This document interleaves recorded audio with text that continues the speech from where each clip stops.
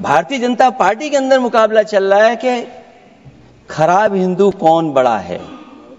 जो पार्टी ये कहती हो कि दुनिया की सबसे बड़ी पार्टी है, अध्यक्ष महोदय वो अपना राष्ट्रीय अध्यक्ष नहीं चुन पाए अभी तक।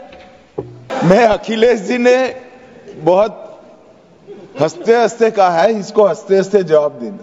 इस सामने जितनी पार्टियां हैं उनका राष्ट्रीय अध्यक्ष उन 5 लोगों को ही चुनना है परिवार के। हमें माननीय अध्यक्ष जी करोड़ों सदस्यों में से 12-13 करोड़ सदस्य प्रक्रिया कर कर चुनना है तो देर लगती है। आपके यहां जरा भी देर नहीं लगेगी। मैं कह देता हूं अभी 25 साल तक आप अध्यक्ष हो जाओ, नहीं बदल सकता। आदरणीय सभापति महोदय, मैं आपका बहुत धन्यवाद देना चाहता हूं कि बहुत ही महत्वपूर्ण और देश के लिए और बड़ी आबादी के लिए भारतीय जनता पार्टी की सरकार में एक और बिल आया है। क्योंकि मेरे से पूर्व में जो हमारे साथी बोले हैं वो माननीय सदस्य हमारे साथ नहीं, लेकिन मैं उनके बहुत सारी बातों से सहमत हूं। और अध्यक्ष महोदय, मैं देख रहा हूं जो एक्स कांग्रेस वाले वो ज्यादा बोल रहे हैं।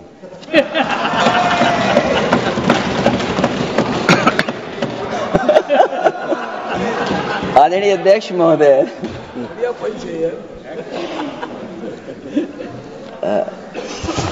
अध्यक्ष महोदय, जो आज बिल पेश हुआ है, मैं हिंदी और अंग्रेजी को जो कुछ समझ सकता हूं वो यही मैं कह सकता हूं कि माननीय मंत्री जी ने ये कहा कि ये उम्मीद है। ये उम्मीद कैसे बना है, अंग्रेजी में भी मुझे समझ में नहीं आ रहा कि उम्मीद है ये, हिंदी में भी समझ में नहीं आ रहा कि ये उम्मीद है। यूनिफाइड वक्फ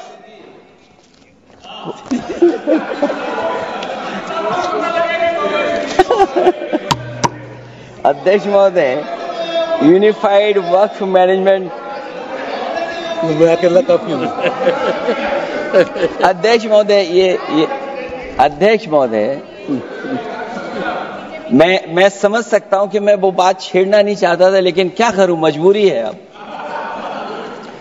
अध्यक्ष महोदय, अभी माननीय सदस्य लोग ये कह रहे हैं कि हमारे सदस्य नहीं है यहां पर जो हमारे साथी हैं, लेकिन अध्यक्ष महोदय मैं ये कहना चाहता हूं, ये जो बिल लाया जा रहा है, भारतीय जनता पार्टी में एक मुकाबला चल रहा है। भारतीय जनता पार्टी के अंदर मुकाबला चल रहा है कि खराब हिंदू कौन बड़ा है। और ये बात अध्यक्ष महोदय मैं ऐसे ही नहीं कह रहा हूं। जो पार्टी ये कहती हो कि दुनिया की सबसे बड़ी पार्टी है, अध्यक्ष महोदय वो अपना राष्ट्रीय अध्यक्ष नहीं चुन पाए अभी तक। अध्यक्ष महोदय, भारतीय जनता पार्टी क्या है?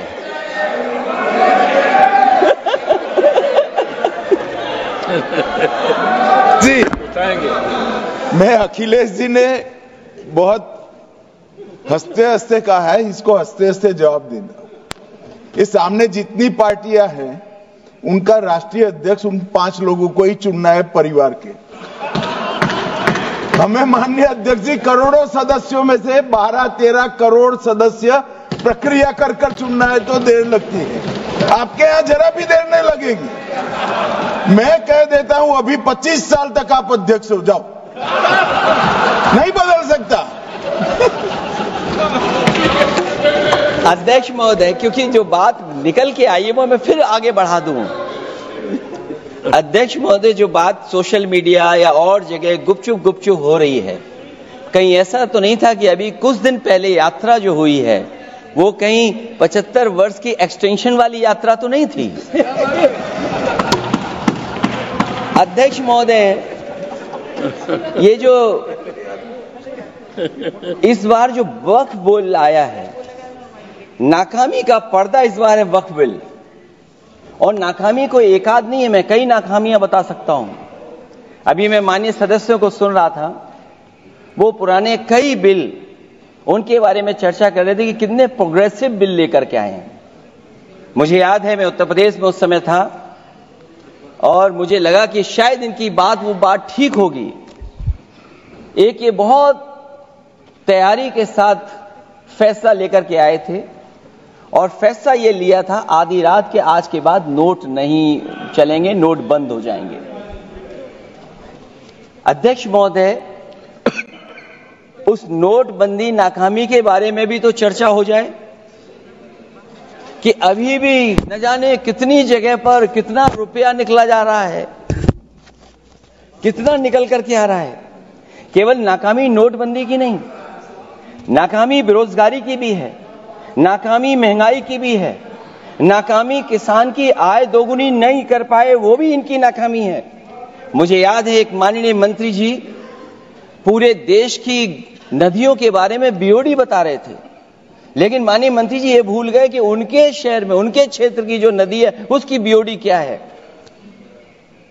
गंगा क्या साफ हो गई, यमुना क्या साफ हो गई, स्मार्ट सिटी क्या बन गई, क्या गोद लिए हुए गांव इन्होंने गोद से उतार दिए, उनकी क्या दुर्दशा है। इसलिए मैं कहना चाहता हूं, ये नाकामी का पर्दा इस बार वक्फ बिल बना है।